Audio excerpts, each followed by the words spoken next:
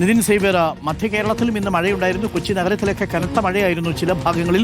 അതേപോലെ മലയോര മേഖലകളിലും മഴ വലിയ നാശം വിതച്ചു എന്നുള്ളതാണ് നമുക്ക് മനസ്സിലാക്കാൻ കഴിയുന്നത്. വരും ദിവസങ്ങളിലും കനത്ത മഴ തന്നെ പ്രതീക്ഷിക്കണമോ ന്യൂനമർദ്ദം കാരണം?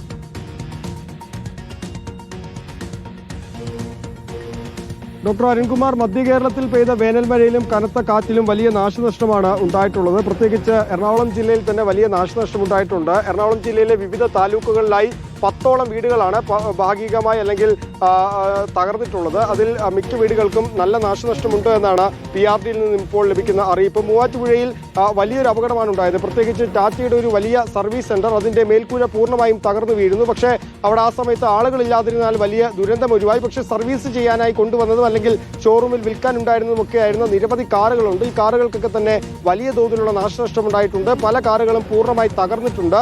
തൃപ്പൂണിത്തുറയിലെ ജനറൽ ആശുപത്രിയുടെ മേൽക്കൂര സമീപത്തെ വീട്ടിലേക്ക് മറിഞ്ഞു വീണ് അവിടെ വീടിന് ഭാഗികമായി തകർന്നിട്ടുണ്ട്. ഒപ്പം തന്നെ മതിൽ പൂർണ്ണമായും തകർന്നു പോയിട്ടുണ്ട്. ഈ സമയത്ത് വീടിനകത്ത് ആളുണ്ടായിരുന്നു. പക്ഷേ അത്ഭുതകരമായി അവർ രക്ഷപ്പെടുകയായിരുന്നു. കോതമംഗലത്തും സമാനമായ രീതിയിൽ ഈ വലിയ കാറ്റും മഴയും വന്നപ്പോൾ ഇവിടെ മരം വീടുകളിലേക്ക് മറിഞ്ഞു വീഴുന്ന സാഹചര്യമുണ്ടായിരുന്നു. അവിടെ നിരവധി മരങ്ങൾ ഈ കടപുഴകി വീഴുന്ന സാഹചര്യമുണ്ടായിരുന്നു. തൃപ്പൂണിത്തുറയിൽ ഈ നിർത്തിയിട്ടിരുന്ന കാറിന് മുകളിലേക്ക് മരം വീഴുന്ന ഒരു സാഹചര്യമുണ്ടായി. അങ്ങനെ എറണാകുളം ജില്ലയിൽ നിരവധി നാശനഷ്ടങ്ങളാണ് ഈ മഴയുമായി ബന്ധപ്പെട്ടിട്ടുണ്ടായിട്ടുള്ളത്. ഒപ്പം തന്നെ കോട്ടയം ജില്ലയിലും ഇത്തരത്തിൽ സമാനമായ രീതിയിൽ അപകടങ്ങൾ ഉണ്ടായിട്ടുണ്ട്. മുണ്ടക്കയത്ത് വീടിന് മുകളിലേക്ക് മരം വീണിട്ടുണ്ട്. അങ്ങനെ ഈ സമയത്ത് വീടിനുള്ളിൽ ആളുകളൊക്കെ ഉണ്ടായിരുന്നു. അപ്പോൾ മധ്യ കേരളത്തിൽ വലിയ തോതിലുള്ള നാശനഷ്ടം ഈ ഇന്ന് വൈകിട്ട് പെയ്ത മഴയിൽ ഉണ്ടായിട്ടുണ്ട്. ഏകദേശം